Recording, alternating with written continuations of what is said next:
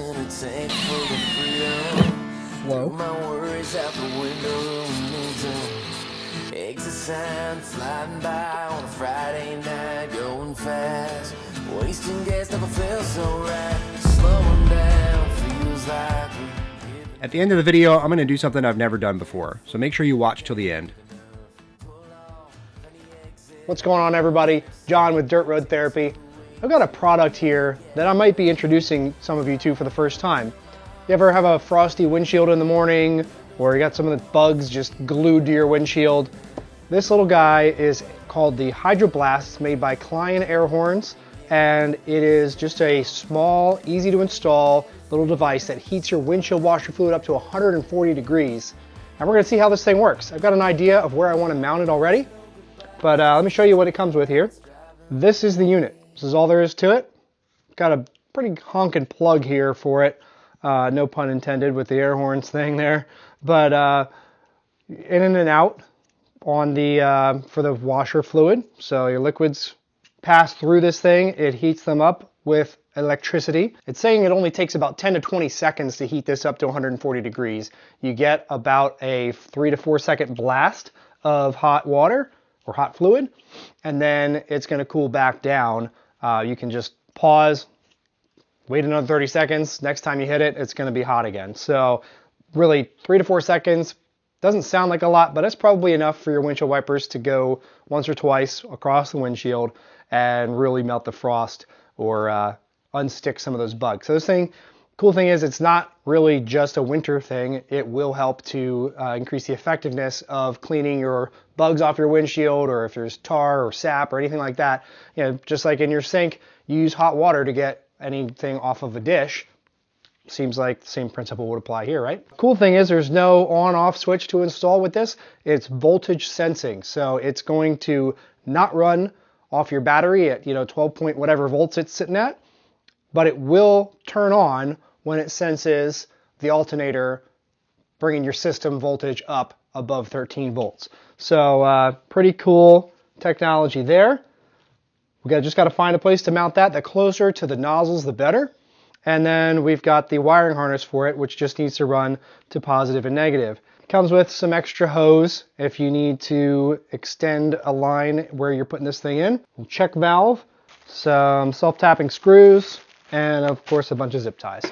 So let's get started with the install. Like I said, I have an idea where I want to put it, and hopefully it's a really nice stealth install where I'm doing it. One nice thing that I have going on is I have bus bars underneath my hood that looks like these should link right up onto. So that makes my install extra easy, but really these could just go right to your battery or to any terminal block that you have in your vehicle.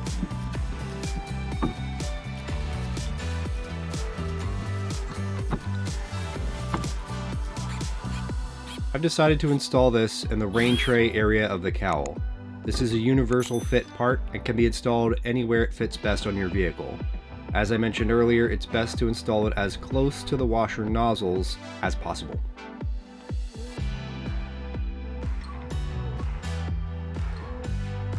So that comes to a T right here. It comes in with like the wiring harness for the wiper motor. Comes to a T right here. And I am going to put it in, obviously, before that T. So I would just disconnect from this T, run that into my unit, and then get a piece of the hose that it came with and connect it back into this T.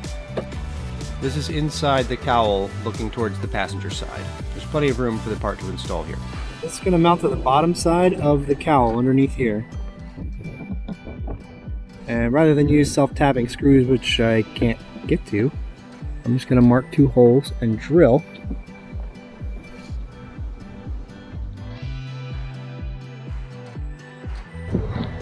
And then I can use bolts up through the bottom of this into there. It's going to be a little annoying, but I should be able to get that done.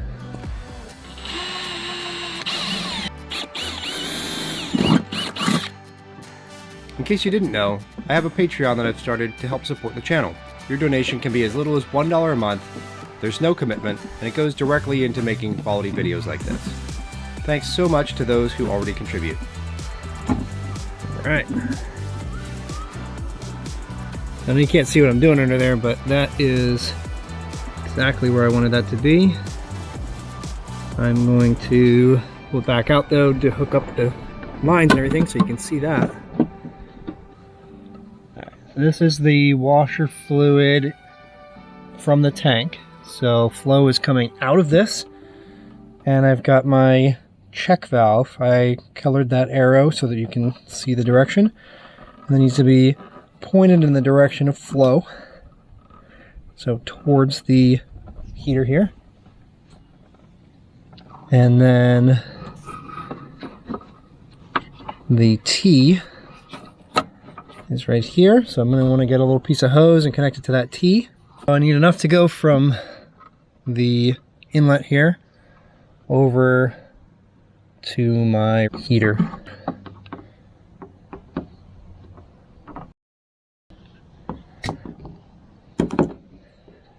Okay, so that should work.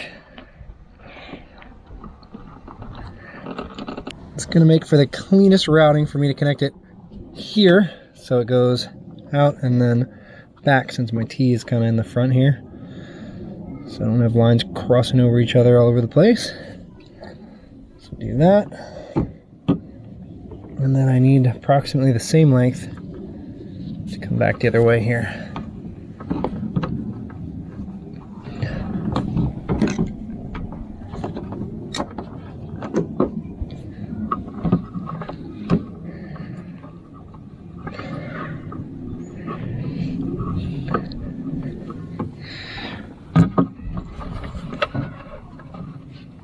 And that's going to connect into the T.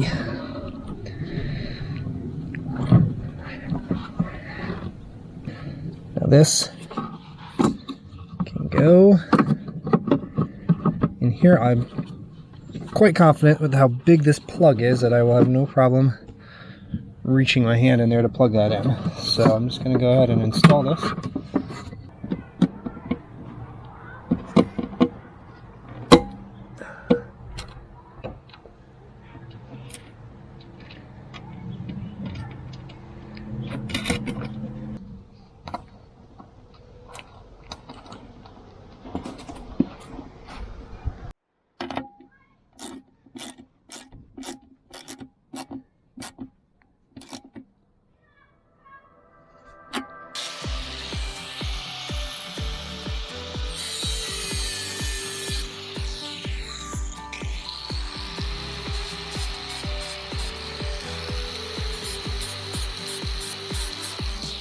Time to install the wire through the cowl.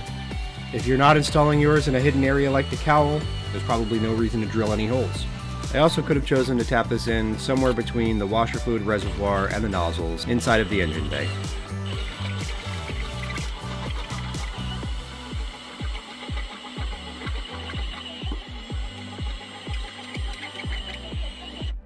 Remove the plug from these. It's a little bit tricky to do. Not necessary if you're not running the wires through something like this. Most installations, I imagine, are going to be completely under hood. But I have decided to run some wire casing on here to protect this. And then, of course, to pass through the firewall here, I've got an appropriately sized grommet. Clarify, I took apart the plastic end of the plug, removing the spade connectors from it just like you would any other automotive plug. I then rebuilt the plug on the other side of the cowl after passing the wires through. This would only be necessary if you're trying to make a small hole, not much larger than the size of the wires, to fit the harness through. These are the bus bars that I mentioned. I'll put a link down below for you to purchase these through Amazon if you'd like. They're high quality, and the time it takes to install saves you so much in future installations. It also cleans up the wiring significantly in your engine bay as you install more accessories in the future. So here's the finished product. If you didn't know that wire didn't go through the cowl originally, I doubt you'd pick it out. Now you want to bleed the system first just by running washer fluid through it without the engine on. Remember, the unit's not going to turn on until the engine is spinning the alternator. Then with the engine running, it's time for a hot test. You can see a little bit of steam rising off the top of the windshield there. It's definitely working. I was excited to test it out on the first frosty morning. Let's see how it does.